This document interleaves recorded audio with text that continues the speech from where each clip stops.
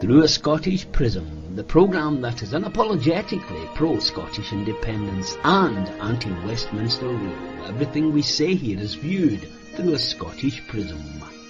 Brought to you by Barhead Boy. Hi folks, welcome back to Through a Scottish Prism. Excuse me, I hope you and yours are all well. Nice to have you back. Lots to talk about this week again, as always. So let me start right away by bringing in the gang. And up there, we've got our favourite lawyer up there in Clickmannanshire, our Eva. Eva, how are you? Hi, Roddy. A week's a long time in politics, and this has been yet again one hell of a week. Looking forward to a feisty debate again today. Absolutely. And I've got to say that our dear weatherman, Lloyd, has an issue at home and don't think he's going to make it. If he makes it, we'll call him in later, but he's not here. But not to worry. We have the Coatbridge Cavalier, but he's not in Coatbridge. Where is he? Where is he? The Scarlet Pimpernel. Where are we today, Mr. Boswell? I've just been talking to my soon-to-be son-in-law, as in about a couple of hours he'll be my son-in-law. So I'm in overlooking St Andrews Bay, wearing the kilt, doing the podcast just before it. I need to finish this speech. I guess I'll have to do a speech, so that shouldn't be too difficult. But it's stunning here in the heart of unionism, Edinburgh, St Andrews.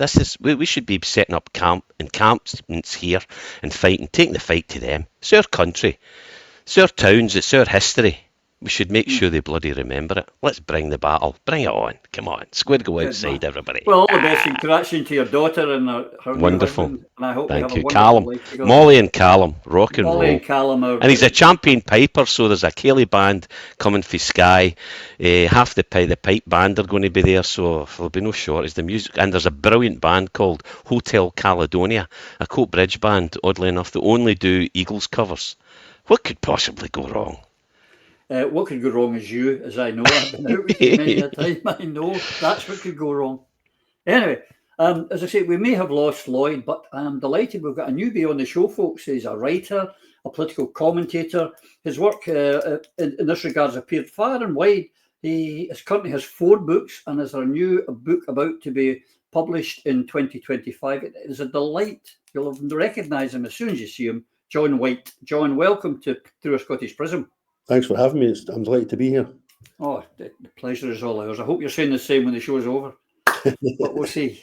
So let's get started. Say if Lloyd comes in, can make it, great. He'll join us, and Techie will give us the thumbs up to let us know. But this week, Eva, the week started.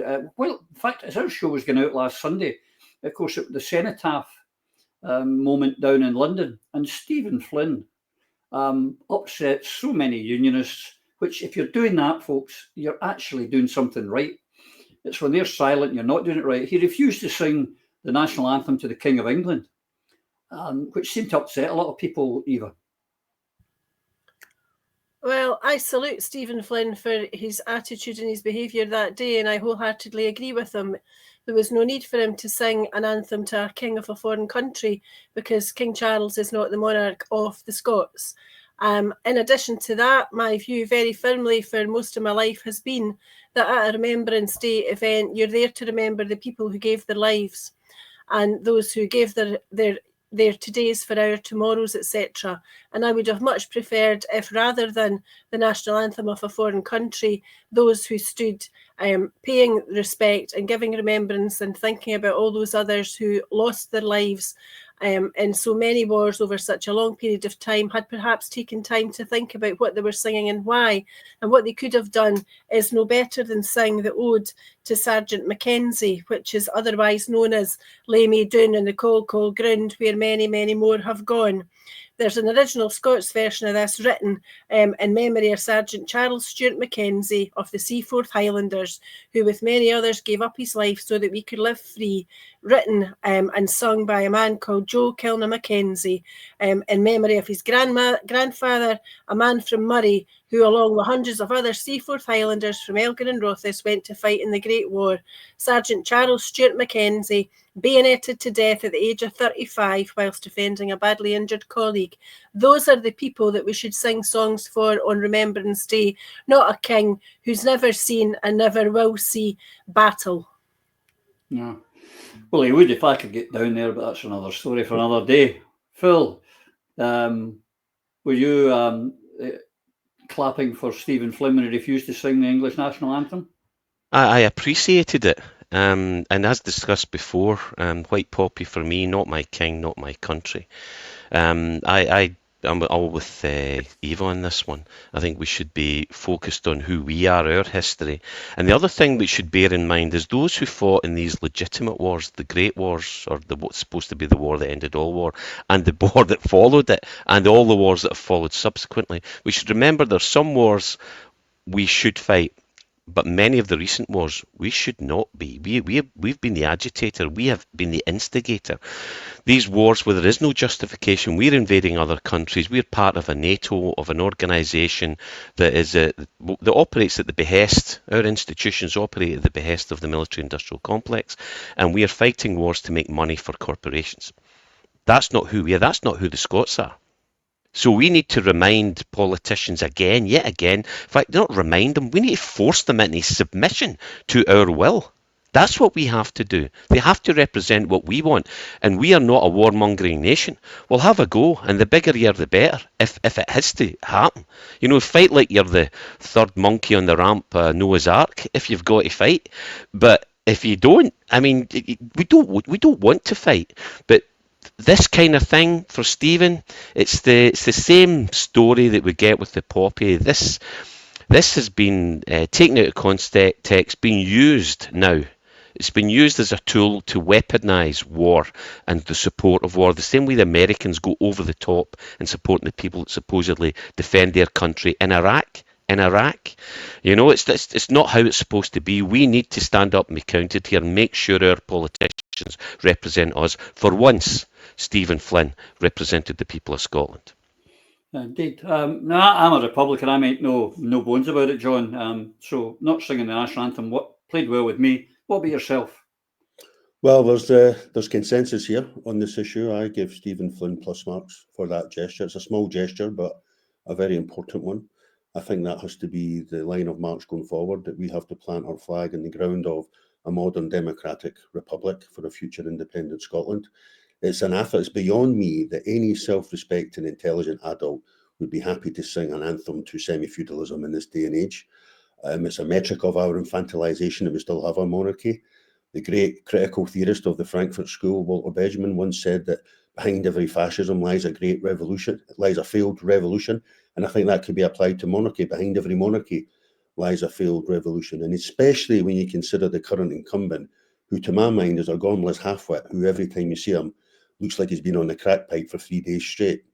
When it comes to Remembrance Day, I'm tired of hearing these rich politicians who couldn't give a damn about the troops in truth, giving encomiums to the sacrifice they made. These men never made any sacrifice. Most of them died peeing their pants, crying for their mums, and they didn't make a sacrifice. They were sacrificed on the altar of the rights and privileges of the ruling class. So we need to get away with all this semi-feudal crap and start thinking like a modern country, a grown-up population. And as I say, do away with this monarchy, because it insults my intelligence. I am enraged that we still have to pay deference to this unelected head of state who sucks up so much money from the public purse and whose family has been filling their boots at the taxpayers' expense from day one. Yeah, I think nothing summed up more for me this week when King Charles arrived at a food bank in the latest Rolls Royce in his Savile Row suit and deigned to go into a food bank. Either that or he was there to collect the rent, maybe. I don't know. Maybe that's... It was like something out of Dickens' novel when he turned up in that Rolls Royce. I mean, it was a provocation. It's a complete provocation. You know? I know. Just unbelievable. But Stephen Flynn went from good guy to bad guy in a matter of days, Eva, because he has announced that he wants to stand as an MP and an MSP. He wants to be, he says, and this is his own words, not mine, the voice for Aberdeen and the Shires on devolved issues. He's only got one job, and that's not at talking on devolved issues, is it, Eva? You could devote a whole episode to that one headline alone. If I rewind slightly to King Charles, he didn't just arrive at a food bank out of a limo. He arrived at a food bank where the children sang happy birthday to him. That's how completely out of touch and Dickensian the United Kingdom has become. But it reinforces the need for Scottish independence and for our independence movement to be led by people who are devoted to the cause and whose principles are not in doubt. The minute nowadays that you talk in terms of having a double mandate and you intend to sit in both Holyrood and Westminster, you've given up your principles. You're not there to fight the good fight. You're there to be, as Stephen Flynn has said, a devolutionist. We should believe people and listen to what they say when they say it. He is not there to deliver independence for the people of our country. He is there for self-aggrandisement, and he wants to get into Holyrood so that he can lead the SNP in Holyrood, and perhaps has visions that one day he'll become a First Minister in a devolved assembly, because in those times it will no longer deserve the title that Alex Salmond got it of government. You know, the Alex Salmond days, to our, great loss, are gone, but we need to be reinvigorated, and we need to reinstate the hope and the fire and the passion that Alec and those around him brought to Holyrood and brought to Scotland between 2007 and 2014. We are not going to do that with double jobbers sitting in both places. You know, to be an MSP or to be an MP should be a privilege, but it comes with a price, and the price is that you're there to pay a service to the public. You're not there just to make money or a title for yourself. You're there to sacrifice part of your own life for the good of your country, and in respect of independence, for the good of a cause, because it is a noble cause. It is supposed to rise above and take us beyond and out with party politics. It's meant to be country before party. Well, if it was country before party, what you would not find would be Stephen Flynn rubbing up against his member of his own party, Audrey Nicholl, because he's made it plain, he's parking his tanks on her lawn, he wants her seat. Now, what hope is there for unity within the independence movement if the SNP are at each other's throats a year and a half before the Holyrood election is likely to take place? There is no hope for unity in the movement if Stephen Flynn gets away with this. And exactly the same position applies to Stephen Gethins, who has said from his position of comfort in Westminster that he wants to stand for Holyrood too. Dave Duggan, I understand, has said something similar.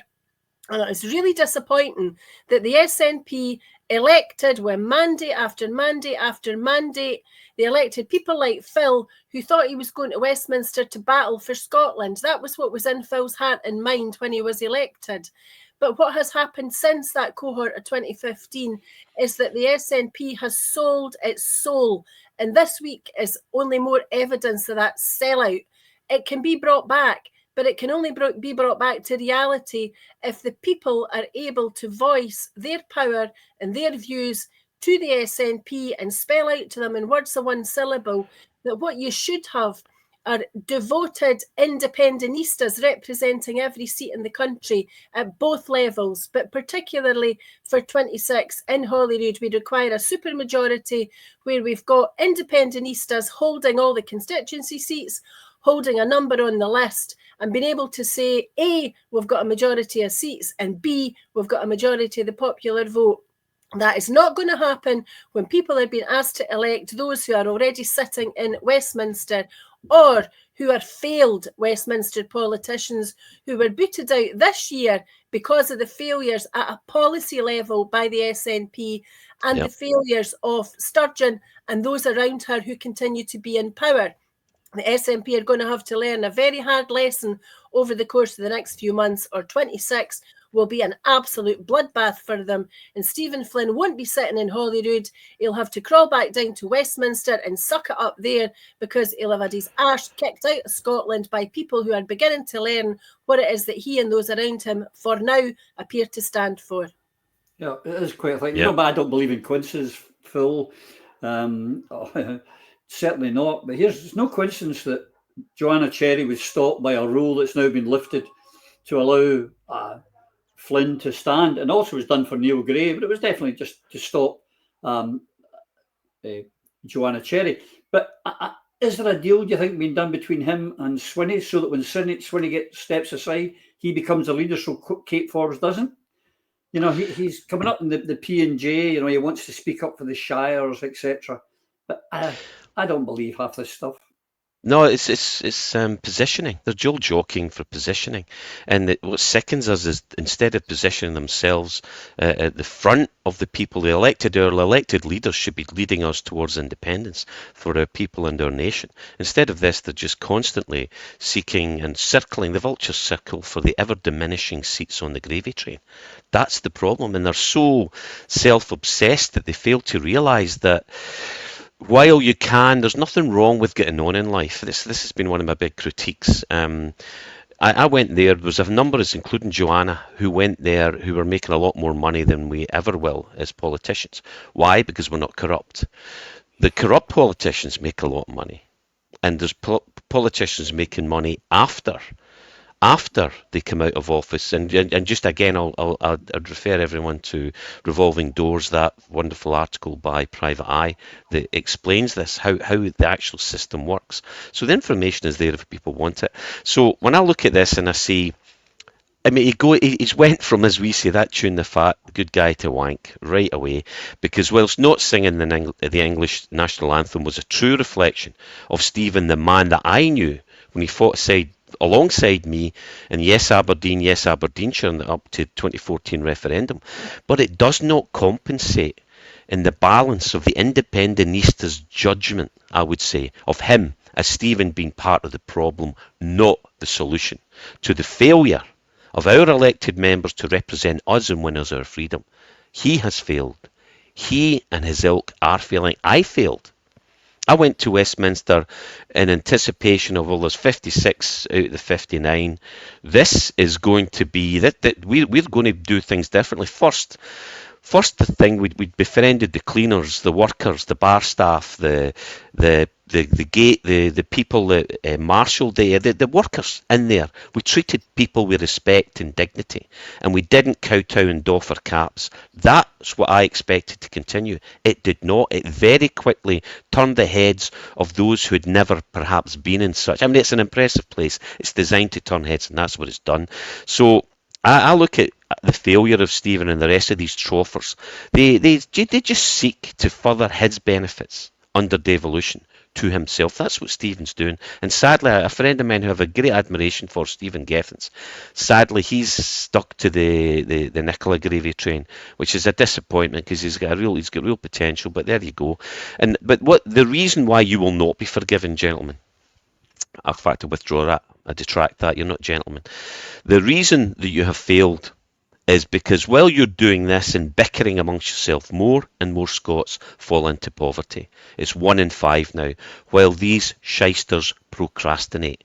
In spite of at least 6 mandates to take us to independence over the last 10 years, i.e. since the great Alex Salmon handed over the reins to the traitor Nicola Sturgeon, we know who to blame.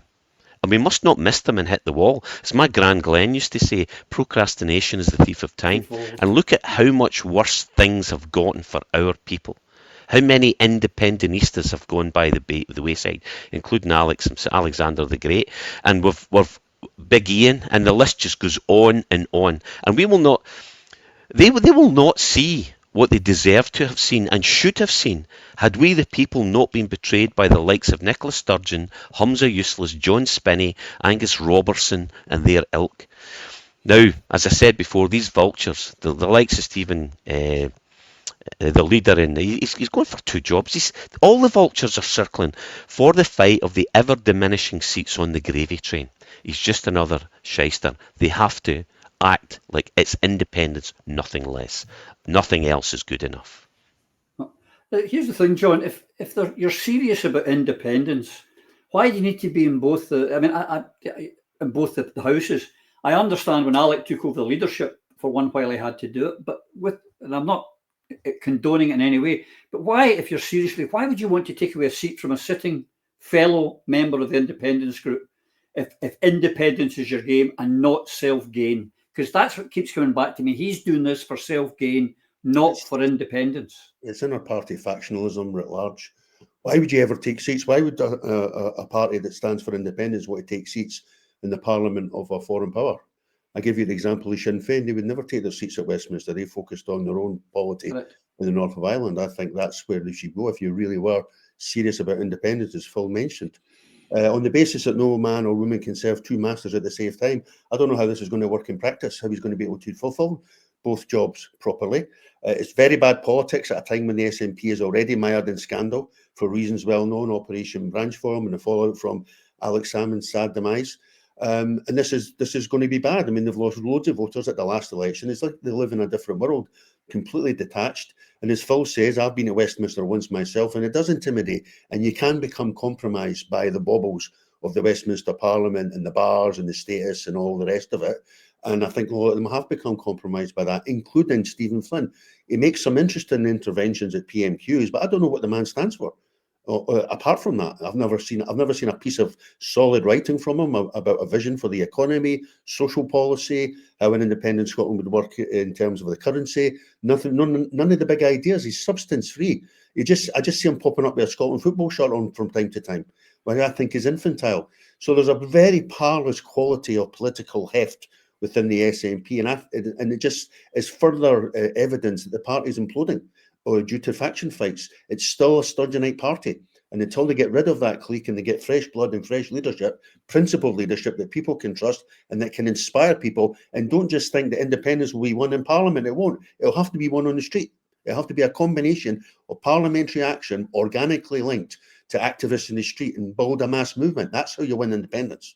Yeah, indeed. That's why we need a summit for independence to pull those two things together. But it wasn't just our Stephen Flynn. I like to call her St. Nicola of Assisi, has said maybe's aye and maybe's no she'll stand. She's thrown her hat in the ring, but she's not really fully committed. She's probably waiting on some kind of book job or an overseas job. But she's not the only one, because the other one that's come on the gravy train, Eva, is this Michael Matheson. Now, my God, if ever someone should discreetly leave the room, it's this man, because he's left himself wide open to the opposition. The opposition is going to kick him from here to kingdom come. And of course, Holmes has done the same as Nicola. I might stand, and then again, I might not stand. Are they waiting to see how the polls are, because they don't want to have the humiliation of a defeat at the ballot box, and then they'll decide to pull out? Or are they trying to keep the place sweet for one of their cohorts to jump in at the last minute? I'm just very cynical. I think that there are different motivations for each of the three that you name there, Roddy. I think in relation to Miss Sturgeon, her motivation is to try to keep the bodies buried in the cupboard that's holding the skeletons firmly locked. And that's why she's hanging on in there. She refuses to walk away and let her party get on with it without her influence, a malign influence, might I add. So that's the reason why she's still hanging on in. She's not doing it for money. She's made a fortune. She's continuing to make money now on the book reviewing circuit, which is actually quite laughable when you think about it. She's also launching a bit of a career as a comedian, which actually puts a shiver up my spine, quite frankly. But she's not in it for the money, and nobody by any stretch of the imagination can ever have the audacity to suggest that she's hanging on into politics because she cares about Scotland.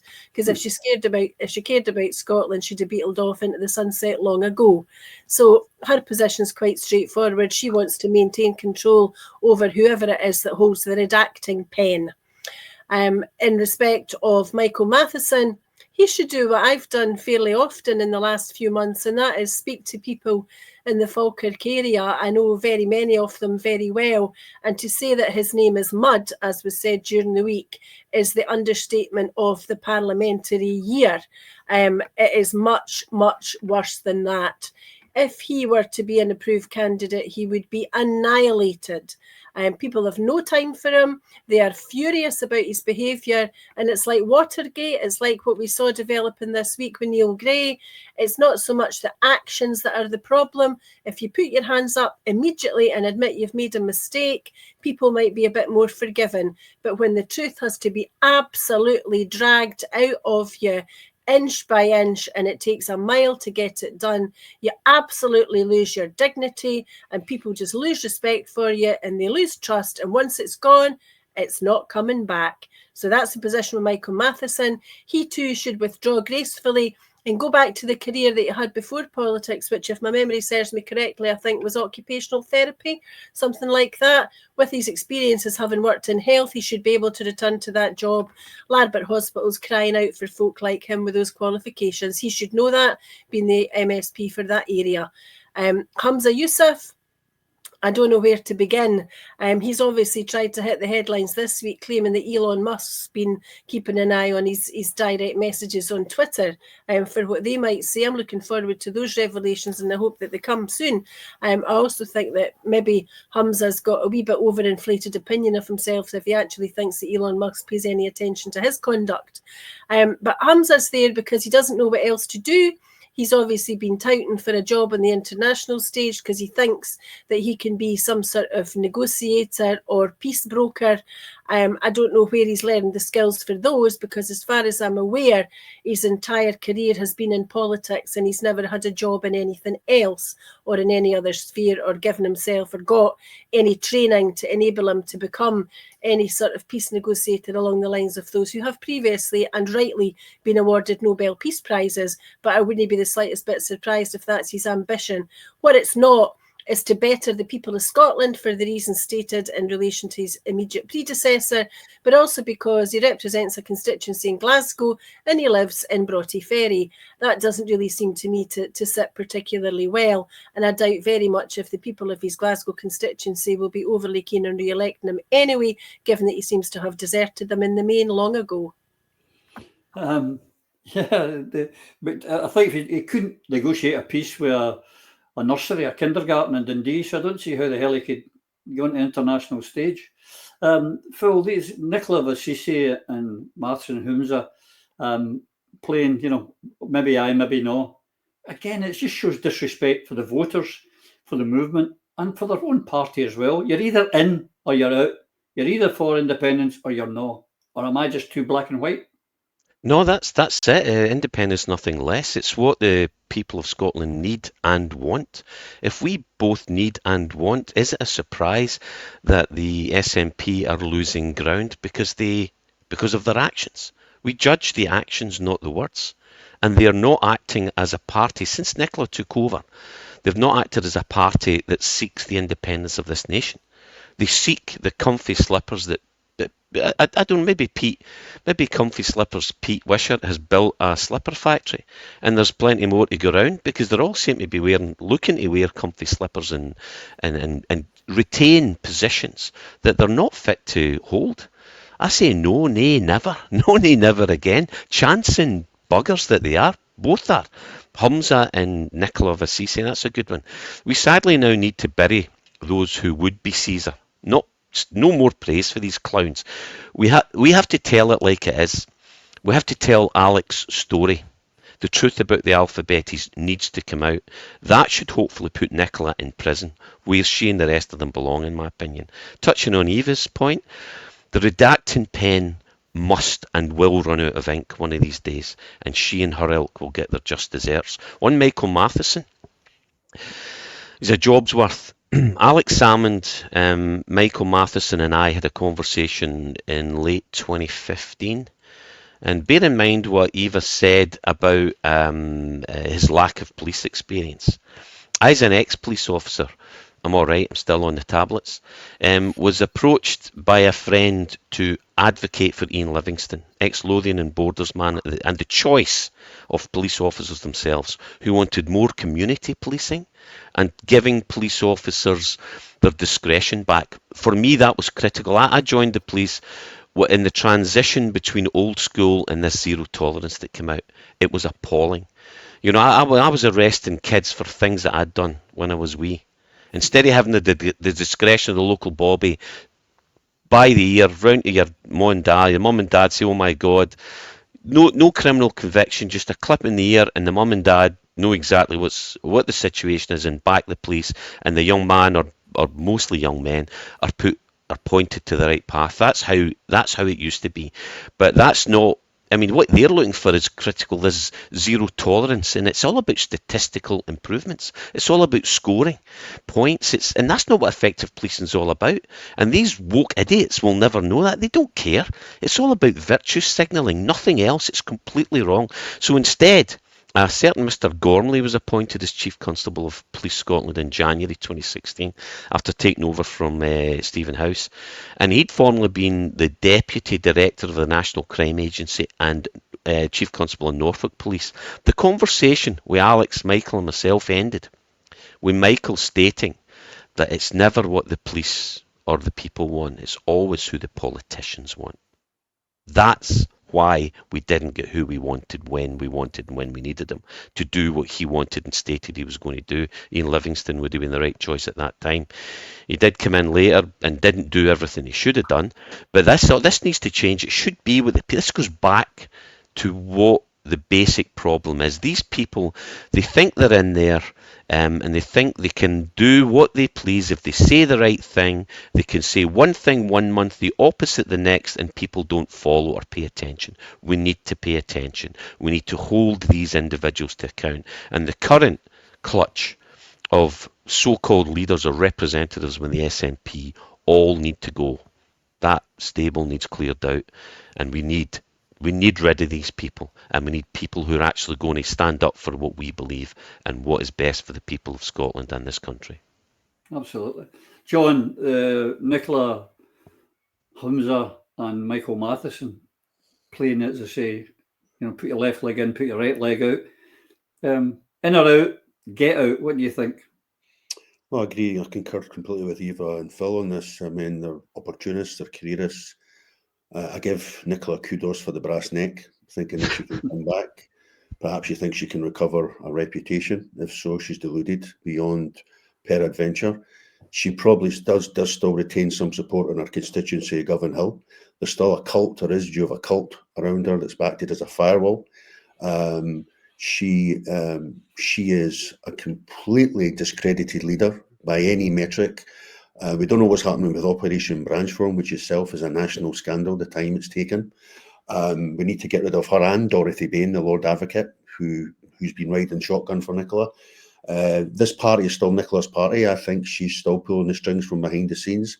Hamza Yusuf was her placeman. John Swinney is her placeman. Hamza Yusuf is our Tomb Tabard. He has failed upwards throughout his career. As Eva said, he has had no work experience apart from politics. I think he did a few months of voluntary work in an office somewhere before he went straight into the SNP office, back office. As for drawing comparison between her, Hamza Yusuf and Michael Matheson, I give you the words of Gore Vidal: one does not bring a measuring rod to Lilliput. They're political midgets, they're all discredited, and the sooner we see the back of them, the better. And really, I go back to what I said earlier, the SNP has become like a students' union now. It's not a serious political party anymore. Whether it can be reclaimed, we'll have to see. But certainly, I think as things stand, there is a vacuum in Scottish politics and the independence movement in terms of a vehicle to drive things forward. Yeah, absolutely spot on, John. One of the things, his first job, actually, Humza, when he went into politics, was to bring Alec his coffee. I think that was he'd hit his zenith at that point. He should not have been promoted any further than going for the coffee. The coffee was probably too cold as well, Probably, yeah, and it wouldn't be white coffee, too much white coffee about. Eva, we talked about Flynn moving, and of course his deputy is my best buddy, a great hero, the man I want to build something for, a statue or something. Is Urwishy, and he has also forgotten his job because he's boasting away here, wishy-washy. He's going to reform the House of Lords, the English House of Lords, where we have no representation, where, it has nothing to do with Scottish independence. But he thinks it's a vote winner and a popularity winner by saying he's going to, just as Nicola did with Brexit, to try and change England's mind. Why is any Scottish National Party, so-called independentista, bothering about what's wrong and trying to fix English democracy? Because Pete's baffies have been under that table for far too long. There is absolutely no reason why any independentista should pay any attention to the House of Lords whatsoever. It's a foreign parliament in a foreign country. When I stood for Westminster earlier this year, along with Sally Hughes and David Henry as Independents for Independence, the reason that we did it was to persuade people to the cause of, in essence, UDI, get a majority of the popular vote, get a majority of the seats, then you can talk with validity and real force about the future of your country. We can do the same again in the next Holyrood election, because that's what international law is about. That's why we have international recognition and international courts. Once you've had a democratic election and you've elected people whose job is to take your country to independence on a popular mandate with a majority of seats and a majority of the vote. What the SNP does not have and never had at any time was a manifesto commitment to amend or alter the House of Lords and who sits there and who's not allowed to sit there. This is Pete away off on a tangent of his own. Now, it's interesting that he, as far as I'm aware, is not seeking to become a member of the Scottish Parliament. Why is that? Why are only some of them trying to do double jobs and others are keen to stay down there? What is it about Westminster that they love so much that they can't wait to get back there? And when they're there, they want to talk about Westminster as opposed to Scotland. I think what really needs to happen is that in every constituency of Scotland, whether that's an MSP seat or an MP seat, the general public have to call on their representatives, particularly those of the SNP, and remind them what their job is. Their job is supposed to be to attain or regain independence for our country. And these individual SNP representatives need to be called out individually, one by one at a time, man by man, woman by woman. Will you join an independence summit? Will you join a reborn yes movement? Will you devote yourself to the cause of Scottish independence? Not hiding behind a party, not hiding behind any kind of fancy spring conference or mealy-mouthed words that might be on the front page of the SNP website that they've clearly not read or amended for a long time. But individual by individual, stand up and be counted and tell the people of Scotland what you stand for. Is it Scotland free or Scotland a desert? What are you doing to retain Grangemouth Refinery? What are you doing, Kate Forbes, other than signing a city deal or a growth deal with Falkirk Council and Cecil Meiklejohn, great SNP woman, but what is she doing to save Grangemouth? Ian Murray's sitting there signing the same documentation, talking about millions of pounds that are coming to Falkirk and Grangemouth. Not one penny of that is designed to revamp and repair or replace the Grangemouth hydrocracker and keep the refinery open at a point in time when there are 5 refineries in England and at least 2 of them have publicly announced that they will continue to expand their programme in the face of Grangemouth's closure. So Grangemouth's closure is not about refining in the United Kingdom. It's about the prevention, the limiting, the restricting of Scotland's economic growth. It is about hobbling Scotland. It is about being able to sit in Westminster and point up to Scotland and laugh and say, you're so inept, you can't even refine your own oil. That's where we are in Scotland today, as the result of people like Stephen Flynn, Nicola Sturgeon, Ian Blackford, Pete Wishart. Every single one of them should be called out and held to account. Have an independence summit in Edinburgh, but invite all these SNP politicians, put them in the stand one at a time, and I'll cross-examine them on their plans for Scotland, their achievements for Scotland, and what they intend to make happen in Scotland. If they don't turn up, then we will know the colour of their hearts, and it will not be saltire blue. Excuse me, folks, I'm just up to get my sword out the thatch. I'm ready to go to war. You've done it again, Eva. Marvellous. I've got to say, Phil, you've got to follow that and your my wee friend Pete Wishy wanting to amend the rules to do something about the House of Lords. I mean, who cares? Really, who cares? Sorry. No, it's tragic. I'm looking at Pete Wishart, and this is not the first time, and Joanna as well. These were the deliberate wrong turns that the SNP took under Nicola's guidance, and you also play into the egos of individuals. Joanna Cherry, for me, I've great admiration for, but she is human and she made mistakes. To fight the English battle and trying to reverse Brexit, as I've said many times, as Napoleon famously said, if your enemy is making a mistake, do not interrupt them. And yet, what did we do? We spent immense effort and a great focus, instead of taking advantage of this critical and massive flaw in the strategy for the people of Britain. But it was correct. It was the right answer for the hedge funds that funded Brexit. They remember who benefits. Remember who benefits. And that's the problem. The people who benefit from the continuation of this supposed fight by shysters in the Scottish leadership of the SNP are the British state and the SNP representatives themselves. No one else. The people do not benefit from this. Who benefits quo bono, I think it is. You'd keep us straight in that one, Eva. And for me, that is all the evidence I needed. And when I saw Joanna turn and face that direction, it's like, why are we doing this? There was a short period during there, because Alex was pushing for this. A lot of us were pushing to be more aggressive, to reach out to Europe, particularly when Brexit raised its... with that hoved into view, we thought, no, it's a gift horse. It's unbelievable that this happened on a watch when the British government were so weak and they reached such depths. Boris is a moron.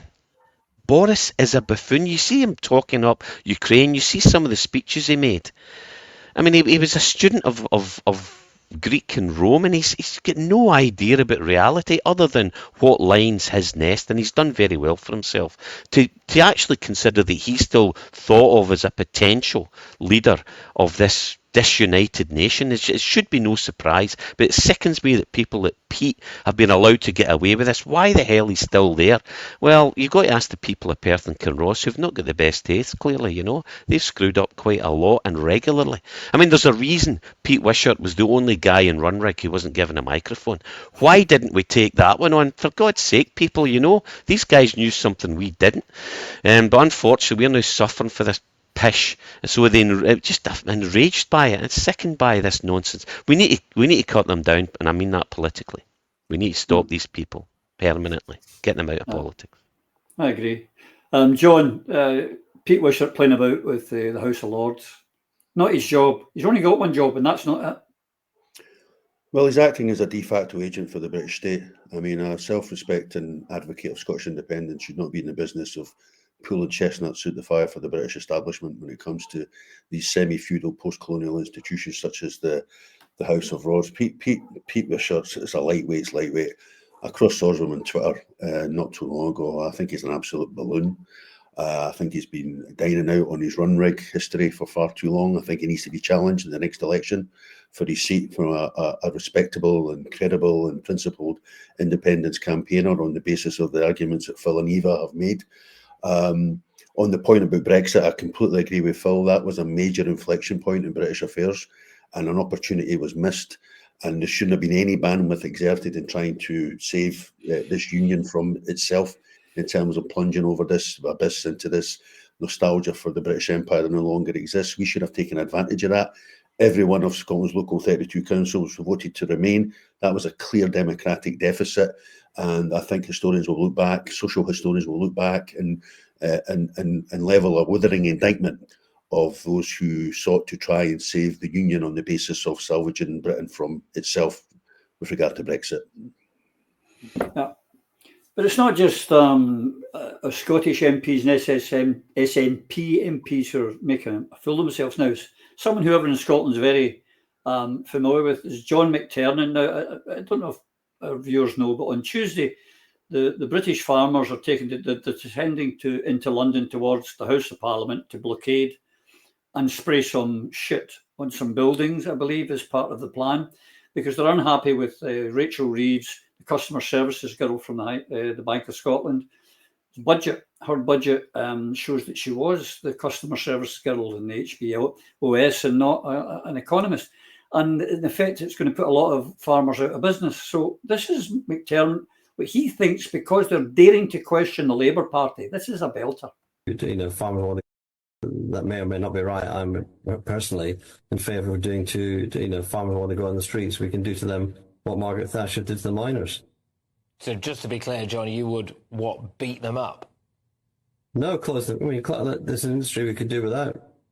So, okay, All right, so this got weird. So you would do to farmers what Margaret Thatcher did to miners, which was, and she used very heavy-handed police tactics, followed by what? Putting them out of business. If people are so upset that they want to go on the streets and spray slurry on them, then we don't need the small farmers.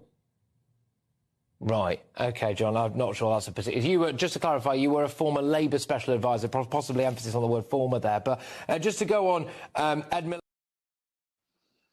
There you go. Put them out of business, treat the farmers like minors because they dare to protest against the Labour Party. And what do we do? Import 100% of our food, Eva? I mean, the man's a nutter. Well, he said we don't need small farmers. Where does he think his food comes from? Whether it's milk or beef or veg, where is it grown? It's grown on farms. But we're going to put the small farmers out of business. He alluded to the potential of using violence against them. He indicated that protesting by farmers was somehow wrong. I would really like to think that this is the start of the revolution. More power to the farmers. Get out there. I wish I could drive a tractor. I'd be there at the front. I'd like to see some of this happening in Scotland. I would like to see those farmers who support Scottish independence becoming more vocal. I'd like to see them protesting in Edinburgh. In fact, I'd like to see tractors and combine harvesters and the like bringing Princes Street and Sauchiehall Street to an absolute standstill, because maybe then some of our elected politicians would start to pay attention. But, does John McTernan think that we've forgotten what happened to the miners? The miners were treated exceptionally badly, not just by Thatcher, but by very many others, and unfortunately by some of their own, as well as, again, sadly, by the police and by the criminal justice system. McTernan supported Thatcher against the miners. He's on the far right of the Labour Party. And he's, the rest of us remember what happened to the miners, and we remember it with great hurt, disappointment and sadness at the way that people were treated. Men who were honest working men trying to do a job. But there was an argument that was not deployed then, but is deployed now in relation to fossil fuels, which cannot even begin to be applied to the farming industry. The man isn't just a balloon, he's positively dangerous, but he likely also enumerates the case that many within the Labour Party actually believe, because they don't want farmers having power or ability or being able to argue back vocally and with some force as to the in respect to the changes that Rachel Reeves has sought to introduce, because these have been badly thought out.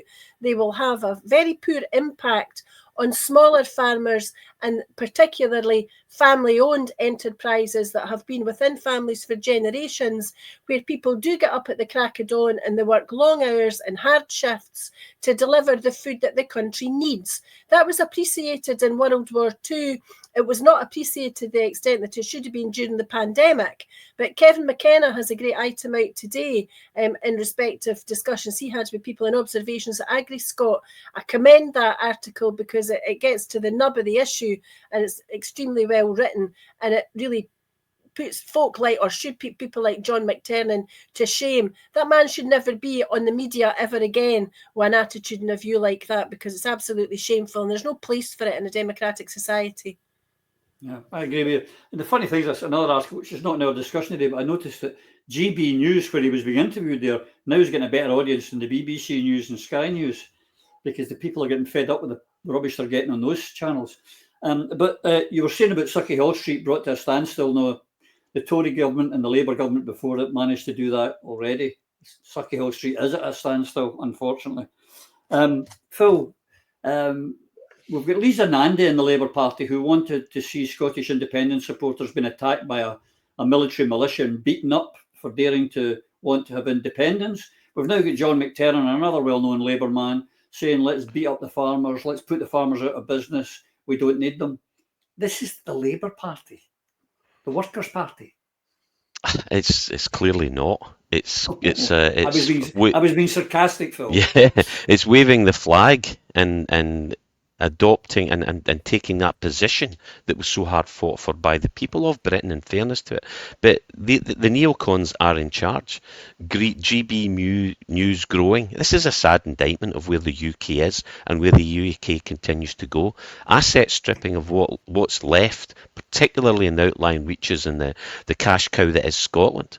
We'll have nothing left if this is allowed to continue. I mean, this guy's, to say something like that and expect that plaudits to the commentator who said this is getting weird. What's going on here? Because he's saying support the police, because that's what he's going to have to do to prosecute the people. That's what Thatcher did. That's how it works. That's how you do it. Give the police a pay increase, better terms and conditions, get them to do what you want. Politicians have two categories: tools and enemies. There are no other categories. He's playing that game well, but again, this is evidence that the days of the ragged-trousered philanthropist are long, long gone. And Corbyn gave us a brief insight into what it would be to have a country that cared, even though he was wrong. He was wrong on Scotland and the independence. But he wants United Ireland, talk to the Palestinians, which he was right to do. He's been proven to be right, and we're now faced. I mean, closing down the farm industry, as Eva correctly picked up. What jumped out to me was, we don't need small farmers. He said we don't need small farmers. If you understand anything about economics, you'll understand that means that's small businesses in Scotland. It's half the jobs. 50% of the jobs are in the hands of small businesses. He's a corporate lackey. He's working for the corporations. We don't need small farmers. He wants, and understand this, folks, if corporations are teaching you, if corporations are feeding you, if corporations are looking after your health, representing you in foreign affairs, dictating your monetary and fiscal policy, you're doomed. You're finished. Because they don't give a damn about you. It's the bottom line. It's about money, and it's about dividends to shareholders. I mean, contrast McTiernan for Guy Fawkes. Guy Fawkes, still the only person to go to Westminster with honest intent. Here. Where are you, Guy, when we need you? John, I mean, incredible that this is the Labour. I mean, I'm old enough to remember people like, Harold Wilson and Dennis Healy. You cannot imagine the horror it would be with them, or by Bevan or one of these ones, that someone from representing the Labour Party would talk about beating up and getting rid of small farmers. Well, the great Labour giants you mentioned, they believed in something called subsidisation. They believed that an economy, a national economy, should serve society, not the other way around. That's all changed since Thatcher came to power, and the Labour Party's been infested with those ideas that have become hegemonic. I've debated John McTiernan before on BBC Radio Scotland years ago at the height of the Iraq War and occupation. The man's an abject scumbag, and I hope his next shite's the hedgehog. He has made a career out of defending the indefensible. He is on the right wing of the Labour Party. He's a Zionist. He is a warmonger. He played a key role in Corbyn's demise. It's been touched upon by Phil. He's defended the Iraq War, as I said, defended the Afghan War, and he's now riding shotgun for Starmer's brand of extreme centrism.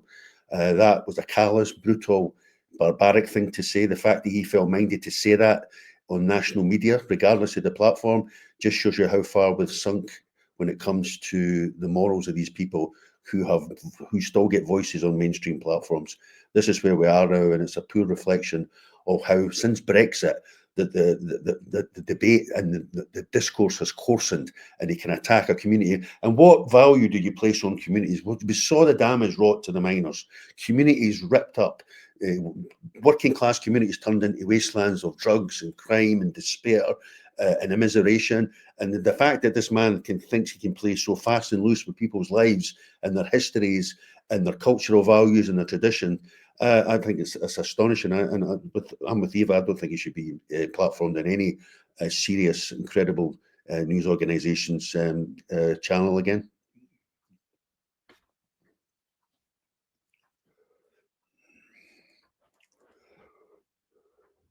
Owe myself a quid. That guy's, I've got to say, remember, this guy is a Labour man, and any who vote Labour, and I know a few people from the Labour Party watch here, that's the values that this guy's expounding. Just remember that. That's what you're voting for. But talking on that, the great Labour paper, the paper of the left, the paper of democracy and freedom, Eva, is decided that they are going to leave X because Elon Musk is from there, and because Trump won, and because they don't like fake news, they just only like truth, and which I find quite miraculous, because I want to put up this other one, because they're saying they don't like fake news, they only want truth. Now, this is a wee comparison of what the media, our media, the corporate media, said before the special military operation in Ukraine. The Guardian's right at the top. Welcome to Ukraine, the most corrupt nation in Europe. And then as soon as the war started, the fight for Ukraine and a fight for liberal ideas. The Guardian in this war in the Ukraine has become a mouthpiece for lies, fake news, distortions. And there it is, having the audacity to say that they're leaving X because it's fake news.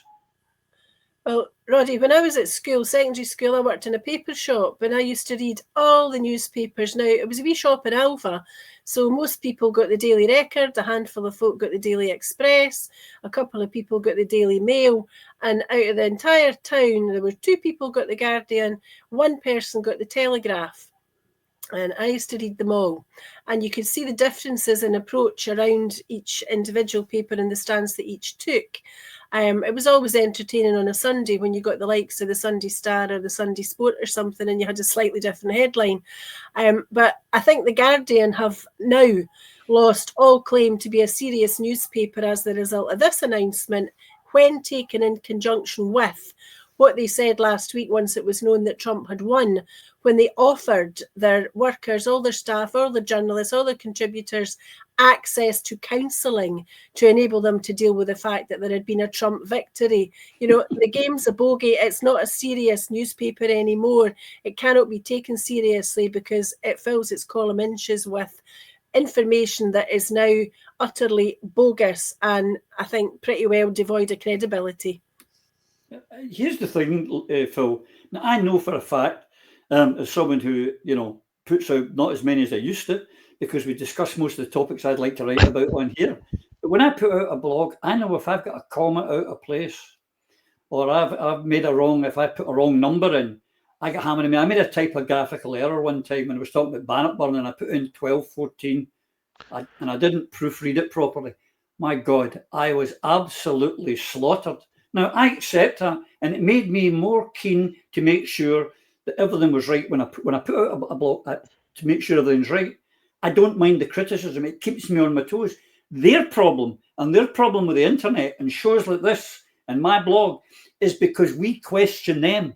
They think they're above questioning, and we should just get rid of all this and go back to the days where they just gave us mushroom journalism, which is keeping us in the dark and through shit on top of us every so often, and don't dare question them. That's what's behind this. Yes, but sadly, I mean, you see many memes out there, people are texting to see if they've got any more likes on Facebook while the world burns around them, and that's where we're going. And it hasn't changed. It's the medium through which the media communicate or dictate has changed. There used to be a healthy respect for journalists when they earned that respect. There are great journalists still, but who controls it? It's these 6 billionaires that own 80% of the media in Britain, and it's happening all over the world. We've now got a situation where social media is taking over, as we knew it would. The decline of the printed word. God forbid that we lose the books, but the rags that currently pass for newspapers. I mean, I've intelligent friends who are unionists who say, oh no, I've got the full range of views. I read the red tops and the broadsheets. Are you out your mind, mate? It's the same owners, same story, just more syllables, you daft bugger. It's absolutely crazy. And so we're in a situation now where X is influencing Facebook. People are and bullying is on there. This is how bullies get on now with kids. The influence on children. We see it ourselves. Instead of we're going to be crap at football. It's going to get worse. Nobody's out playing, kicking the ball about the streets. They're all on playing games, and this is what's going on here. We're being played. We're being played by the establishment and those who would keep us on our knees, and staying away from anyone who contradicts the mainstream media story is what they will continue to push, and they will continue to do things like they did to Julian Assange, to the same as they did with Craig Murray, and anyone who stands up against. We should, as Dylan Thomas says, rage against the dying of the light and rage against the machine. We've got to, because if you don't understand, and it's the freedom of speech, and we've said it so many times, it is the freedom with which you protect all other rights, that right to freedom of speech. And if we lose that and it's being eroded, then we deserve all that's coming, and it will be horrific. It will be, as we see what's happening in Gaza, people will do what they're told or they will be removed. It's horrific. There's someone far wiser than me that once wrote, John, if you don't read the papers, you're uninformed, but if you read them, you're misinformed. Yeah. That is just the reality, isn't it? Yeah, I mean, in a functioning democracy, the traditional role of the media is to hold the powerful to account on behalf of the people. But we now have a state of affairs in the UK where the media sees its role of holding the people to account on behalf of the powerful. Yeah. And we're getting distorted views on the war in Ukraine with no context, with no history, with no serious analysis, no platform for voices who have a dissenting view. Similarly with Gaza, despite the huge numbers of people on the streets, you wouldn't think that existed, but if you looked at The Guardian is a temple of yellow journalism. It is the voice of liberal Zionism in Britain. Since Seamus Milne left to take up his role as Corbyn's communications chief in 2015, it's gone all the way downhill, and I don't think it's ever going to come back. It can't seem to understand why people don't read it. It's got its begging bowl out in every article now. It's asking for money, trying to maintain that it's a progressive organ in this sea of a rising reactionary tide. It's a horrible newspaper, and they've done a lot of damage in their time. They played a key role in the persecution and the dehumanization and the demonization of Julian Assange after squeezing him like an orange to get the stories from him when he was in his pomp before these bogus sex cases came down the pipe. And they also played a key role in the extirpation of Jeremy Corbyn and his project. So this is no surprise. I mean, they're that moral high ground they're sitting on when it comes to X is actually a dung heap of stinking mud. And I don't think they'll be missed. And I don't think X will miss them either. Listen, I'm not a fan of Elon Musk, but Twitter is a major platform for normal people to have a voice. You can hit back at the mainstream. You can inform each other. Obviously, there's a lot of misinformation on there, but there's a lot of good stuff on there as well, and serious voices. So, yeah, the Guardian's just trying to play the role of some sort of moral judge. And as Phil said, they can't deal with the rise of social media, which is a people's media. And that's why the establishment's going out of its way to try and control social media as we speak with the online safety bill, etc., etc. Yeah, it is quite disgusting trying to do away with it. But the clock is beating us as always. I want to get a few things in, but one not just quick one. I want to get in is this, and I'll just make a comment, not ask a question. But this one I loved, which is the new guy, the ex-Prime Minister of Holland, Mark Rutte, who's now into the high pupa in NATO. That if America, as he puts it, if Trump sells out to Ukraine to the Russians, he will kick America out of NATO. Is he daft? NATO is America. Is it? These people are absolutely delusional. That's this is unbelievable. If Trump surrenders Ukraine, NATO will expel the USA. There is no surrender. Ukraine is almost destroyed. There's no surrender. They're open to negotiations because Trump's in the door, and this is a war that Russia does. If you look at it's not an invasion, it's not a war, it's a special. It was originally a special military operation with not enough troops to do what everyone said they were trying to do: march all over Europe. It's nonsense. They don't want that. The Russians don't want that. I actually believe in a European army. But a European army not with the current institutions, the EU and the UN leading them. I want a European army with European people's values.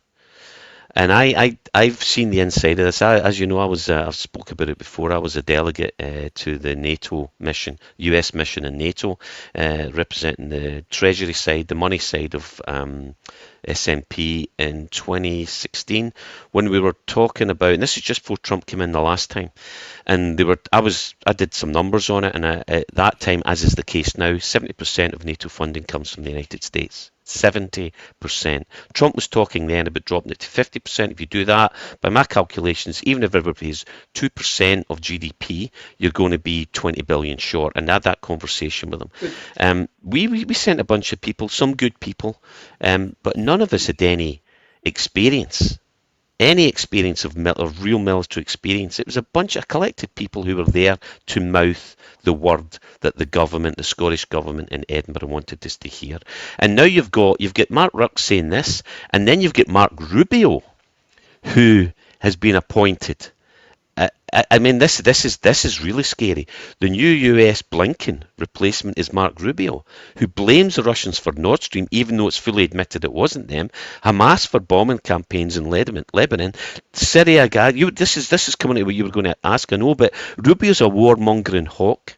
Yeah. Probably, this is probably a term and an appointment following on from this Dutch idiot, right-wing idiot, is the agreement between Miriam Adelson and the Trump's campaign for the 100 million given to Trump to win if he supports Israel in a way that the Adelsons and Rubio wants.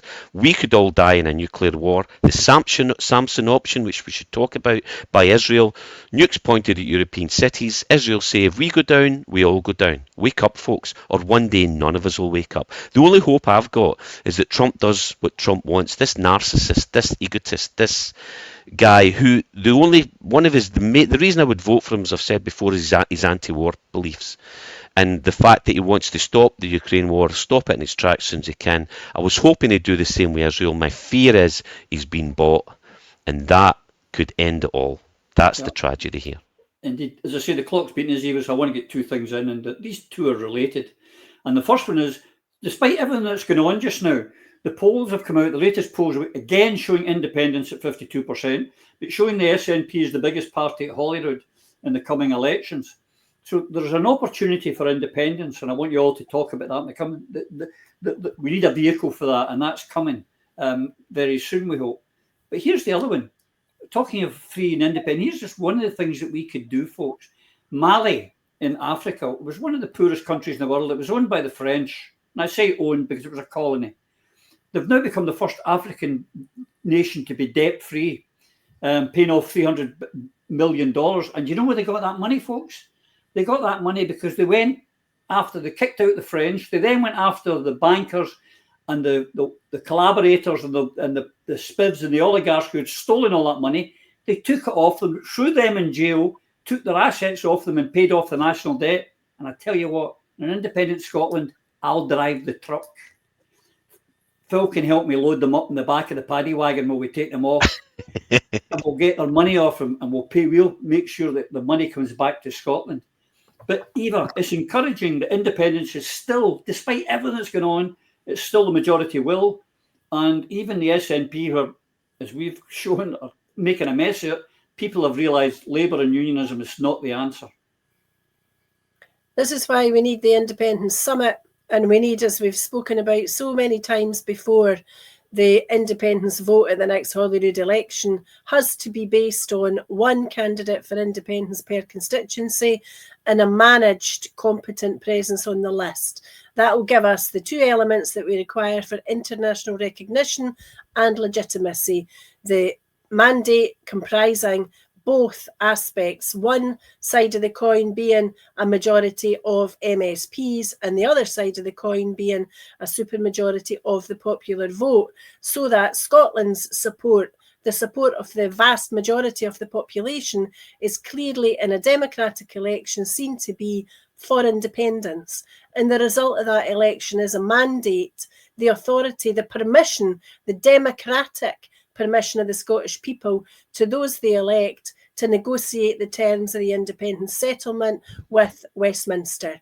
And what we need to do between now and that election is build that independence coalition, because we know that there is a desire and a hunger for that, particularly within the working class people of Scotland, who have had the stuffing knocked out of them in the last few years, and who know perfectly well that what remains of that stuffing will continue to be knocked out of them over the course of the next few years of this Labour government, which promised to remove austerity and has only made austerity longer and deeper as the result of various different pronouncements that they've made that have been half-hearted, but also deliberately designed to undermine the power of the Scottish Parliament and to remove the confidence of the Scottish people. I touched on Grangemouth earlier on. It's a deliberate policy of Westminster to see the Grangemouth refinery close and never reopen, so that Scotland loses not only that particular base, but it represents continued deindustrialisation of our country. We lose that workforce, that brain drain. A lot of the people in Grangemouth, very skilled people, are already looking abroad for work. They're going to be paid in the course of a couple of years far more money than they would expect to earn here in a decade. And that's wrong. We need to keep our people of experience and understanding and knowledge in Scotland, not just to produce for the Scottish economy, but to train and teach those coming afterwards. So we need to retain Grangemouth. We need to also educate our people to understand that GERS is not representative of the Scottish economy, because the Scottish economy, as an independent country, would not be spending money on a number of the priorities of Westminster, particularly, obviously, Trident and its successors. We would have a defence budget that would be minuscule in comparison to the British defence budget. We would not be sending billions or pledging billions to foreign wars. We would be able to create overnight that housing company, a national energy company. We'd be able to feed our people. We would respect particularly our farmers, our nurses, our doctors, our teachers, our educationalists. All of these areas of public policy are better dealt with at home in Scotland by competent politicians. So we need to drive the campaign that promotes independence, but we also need to create the vehicle to attain that independence. And its attainment comes from a united movement, not one where people of all party and no party are fighting with each other, and especially not one where people within individual parties are sneaking up behind each other to stab each other in the back, or in some cases in the front, as we've already covered. So I challenge every elected independent supporting politician and every person who wants to be so to join us in an independence summit where we drive forward cogent, realistic, ambitious, visionary plans for our country. We can do it if we all put our shoulders to the wheel and we prioritise one thing: independence, nothing less. Correct. And we'll have more on that independence summit very soon, ladies and gentlemen, very soon. So John, can I just ask, has that been organised just now, an independence summit? Yes, it is. Oh, there is work afoot, John. I'll tell you all about it later. Okay. John, the encouraging news is that 52% of the population in that particular survey want independence, despite the fact there's been no campaign in 10 years and all the things that are going wrong. There is the will there. We just need to give them the vehicle. Well, I mentioned the word vacuum in an earlier statement, and that applies to the lack of action on this great cause. I'm quite sceptical about opinion polls in this day and age, actually. If it is 52%, I'm both heartened and astonished, given the travails that the SNP have encountered, and the corruption and the infighting and everything that's happened. So that suggests to me that a new generation who have come up, voters, young Scots, don't want a world where they're presided over by these semi-feudal institutions any longer. They want a modern outlook and a country that fits that outlook, which would be an independent Scotland. To my mind, a modern democratic republic that values its citizens more than it values its profits, and that sees its national economy run in the service of its citizens. It believes in community, it believes in peace, and we need to have a second Scottish Enlightenment to bring all these voices together, to raise Scotland up to the nations, and not measure our greatness on the basis of our military or our nuclear weapons, but on the basis of our ideas. So I'm heartened by that. It suggests there's a lot to fight for. And as you say, that's without even a campaign. When Salmon called the first independence referendum, I think it was in April 2013 for 2014, I think the baseline support rate was about 34%. 28. 28. Well, there you go. 28. And then 45% voted for it. And when you think that was about ending a 307-year-old union that everybody had only ever known, that was a remarkable achievement, given the forces of reaction that were against them, the banks, the supermarkets all threatening to pull out of Scotland if people voted yes, the interference by Barack Obama. Everybody forgets that. Barack Obama on a state visit to London saying he wouldn't like to see Scotland go independent. They talk about Putin interfering in American elections. That was election interference writ large. Said it in public, said it on the media. So I am heartened by that, and I really look forward going forward, because I do think we've got a lot of good young people who are really itching to take this thing forward, but we need a vehicle to do so. And so I'm really glad to hear that an independent summit is in the works. Yep, it is. I'll tell you about it later. Phil, now before you go, I know your daughter's getting married in under an hour, so you better be brief, because we've overshot anyway. We're way over time, but 52% in the latest opinion polls, which is consistent with what's been going on for the last year, 2 years almost. It's encouraging. Yeah, Indy at 52, 53% without a campaign. As you say, echo John's sentiment. Alec took us from 28 to 51 a week before it, and then we finished off at 45. At 53% or there, we've been there or thereabouts since 2014. And yeah, there is. It depends who's doing the poll. Again, I totally agree with John in this one, but if you're seeing a trend of an increasing rate from 28 to high 40s, even low 40s and 50, what a starting point without a campaign, and with, as John said, the travails of this current SNP, this current batch of SNP supposed leaders. They're leading us backwards. They are appalling. They need rid of, and the model, the Mali being the first African country to be debt free. We will follow the Norwegian model. Currently 1.7 trillion of US dollars, and basically the economic model where people come first, not corporations. Again, as has been said by all here. So yeah, the Indy Summit is the way to go. But not just the Norwegian one. Can we also do the Mali one? Because I want to arrest a few of this lot and strip them of the money like that one. From Scotland. Iceland did it with one banker. How many bankers did we jail? Yeah. Exactly. Yeah. In We'll fact, the Malian arrested, something of interest. The Malian government, it's actually a military dictatorship, an interim president. There was a coup, but it seems to be, if I can use this term, a progressive military dictatorship, because he's cleansing.